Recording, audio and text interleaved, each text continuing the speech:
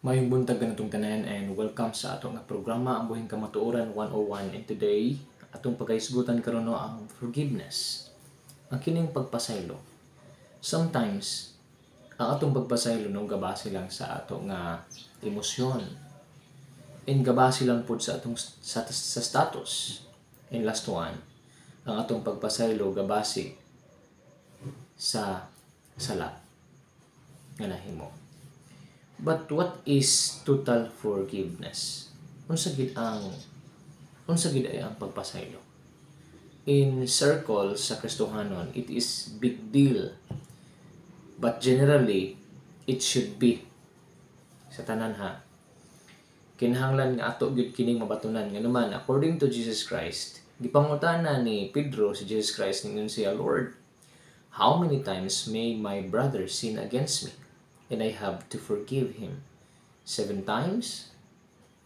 Ingon si Jesus Christ in verse 22 of Matthew chapter 18, I tell you, not just 7 times, but 77 times. This is why the kingdom from heaven may be compared to a king who wanted to settle accounts with his servants. So, gihulagway na din Jesus Christ ang pag-ingon ni Jesus Christ sa verse 22, I tell you, not just 7 times, but 77 times. 23 down to verse 34, mao kini ang ilustrasyon, ang pag-explain Jesus Christ unsay mahitabo sa dili pagpasaylo. You know what? Kana bitawng dili ta kabalo mo pasaylo, maghatag din nato na una, number 1, dili total nga kalinaw, walay kalipay. And number 2, judgment for ourselves. Bot pasabot is just a mirroring, reflection, mo refleksya, mubalos sa gyapon sa ato, mubalik ra gyapon sa ato. So mauna siya no ang dagan sa kini ay dili ta pinasayloon. But kining pagpasaylo day nato pod, it's not just only kining gitawag og temporary ang kining atong pagpasaylo. It should be forever. Naiuban dili mo to forever, but in the Bible there are many forever. Isigutan diha. Munang gisgutan dili tanawa pa kaigsunan na tanawa gani. In Matthew chapter 7 or chapter 18 verse 22, ingon si mismo Jesus Christ, I tell you, not just 7 times. Di lang diay mo sa pasayloon kaisa, kundili kapito.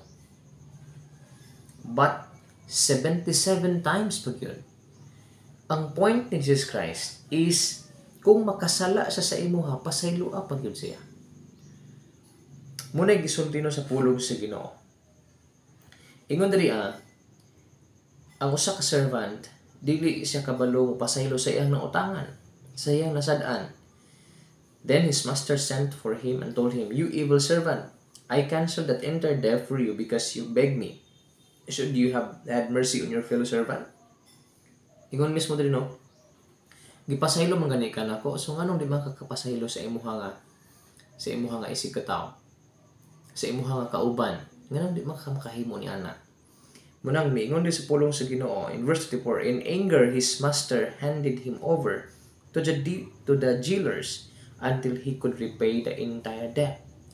Kinahanglan nga iyang mahimo kini nga bahin. Munang sa verse 35, this is how my heavenly Father will treat each one of you unless you forgive your brother from your hearts. From your hearts. Ang gisigutan diri, from your hearts.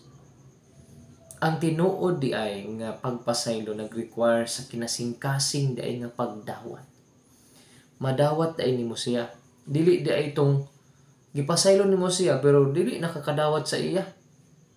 Di na mauno. It sometimes ang atong sukdan ng mga pagpasaylo, yes, pasayloon ka nako pero you should pay your kinahanglan bayaran sa nimo ni presohon sa ka. Aron matagaan og justisya ay hapakan nako pasayloon. That is not forgiveness di ay. And kung dili dita makahimo ni ana, kanang giingon dito sa pulong sa Ginoo nga Forgive your brother from your hearts.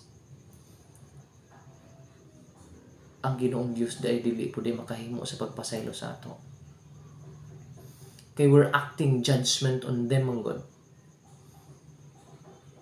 How about to that point na lang? How about to this point na lang?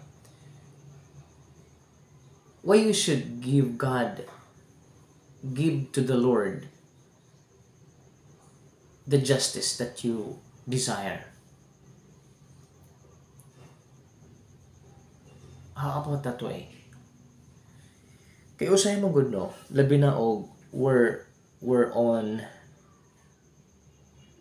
in a worst case, ikaw mismo na lang na nakuanan, gi-rape mo ang anak, ang imong isuon, gikabuangan, ang inyong pamilya, ginayatak-yatakan, ang mga inana nga mga bahin.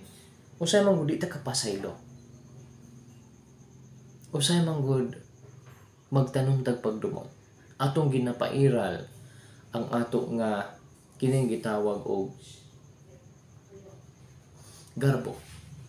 Munang giingon din sa pulong sa Ginoo, you should forgive your brother from your heart. For sure ay sa atong pagtuon kan nga buntag, ang pagpasaylo is giving a chance. Trusting someone again. Pastor, nihimo naman ko anak kay isa, napakyas naman siya. Unsa may sa Bible? 7 times. Pastor, napakyas na po na siya, kapito naman ako naghihimo. Sige, atong ibutang kapito na naghihimo. Niya nakasala naman gyapon. Kining bitawong post sa social media nyo. A cheater is always a cheater. Once a cheater, always a cheater. Ako dili ko mutuan na. Tungod kay based on this, we should give them a chance.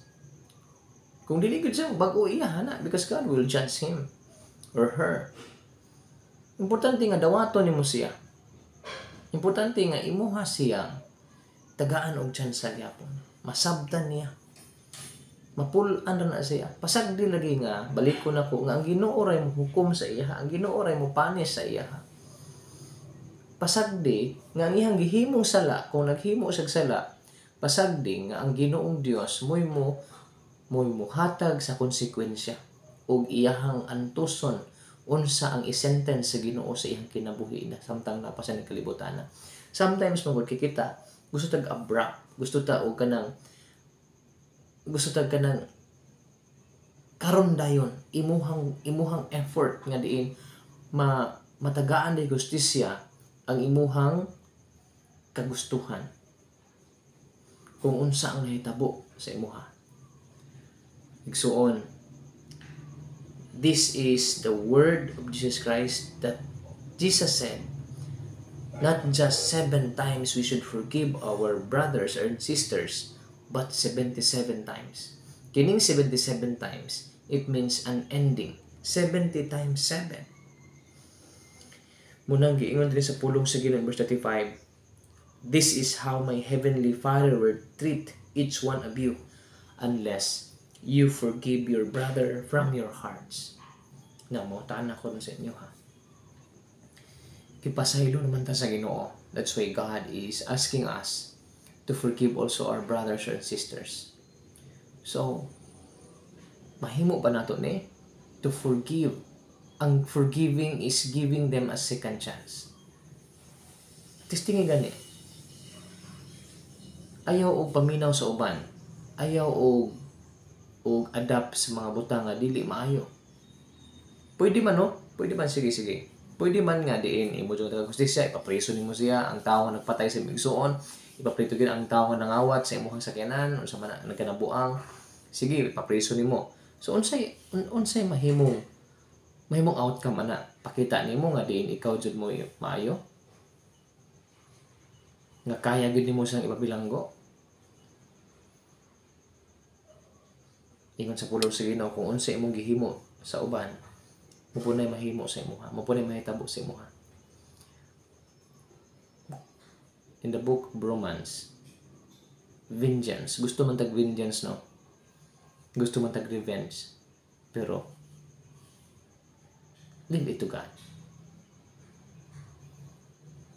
Kung dugay na mo sa inyo ang simbahan, unya wala gyapon ninyo nabatunan, the questionable ang inyong simbahan. Questionable ang teaching sa inyong simbahan. Hinawata, hindi nato ni masabtan. Last one. There is no forgiving when there is backbiting.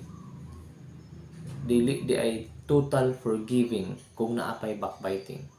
Kalimtin ang mga backbiting. Kalimtan nato ng mga dili maayo, mga may istorya. So, now Panginoon Diyos, magapanalangin ka na to. Daghang salamat.